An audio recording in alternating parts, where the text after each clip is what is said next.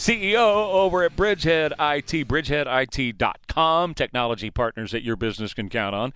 And we want to talk about dangerous tech devices that you may have around the house that you need to pay attention to. And Wes, are you talking more than just this phone? It's listening to everything I say. I don't care what I talk about. I can talk about cheese enchiladas, and I'm going to get an ad from my phone promoting cheese enchiladas somewhere right after I talk about it.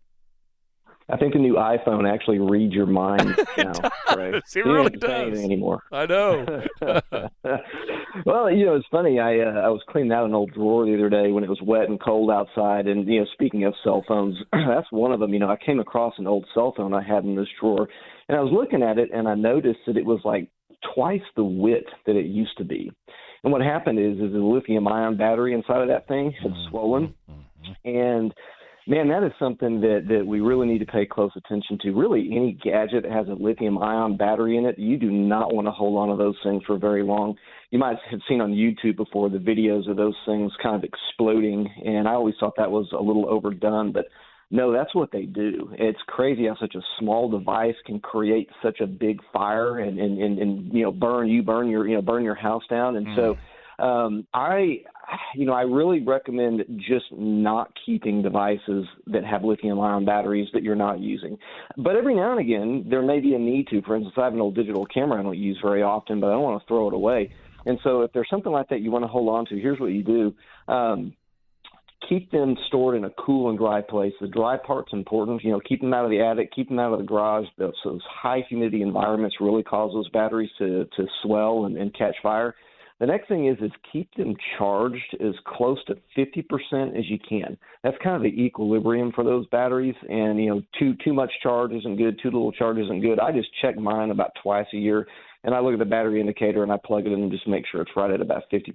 If you come across a device with a swollen battery, you can go online and find fireproof bags, get one, put them in there, and take them to a recycling center. Don't try and mess with it. It literally could explode in your hand. Not good. Wow. So, then So I was thinking, I wonder what else I have around here that may be problematic. And I came across a power strip.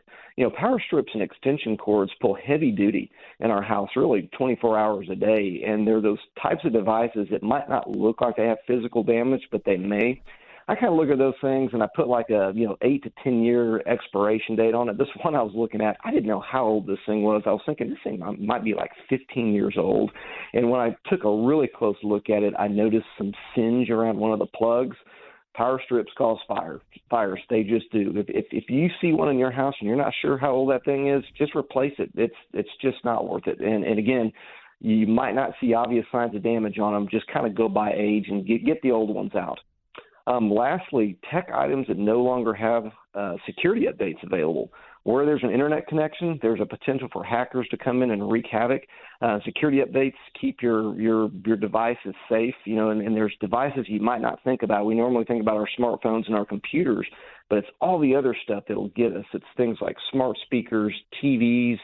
Man, there's even refrigerators now that like connect to your internet connection. Thermostats. I make it a point twice a year to just check everything. And if I find a device on my network that the manufacturer says, sorry, no more security updates, I upgrade it or get rid of it. It's not worth it. Hackers can get into your system and be on that device. They can be watching what you're doing. They can be grabbing passwords. If there's no security updates for it, get rid of it. Not worth it. The last thing you want to have The last thing you want to have happen is to have a hacker hack into your refrigerator. I'm telling you, that's a bad thing right there.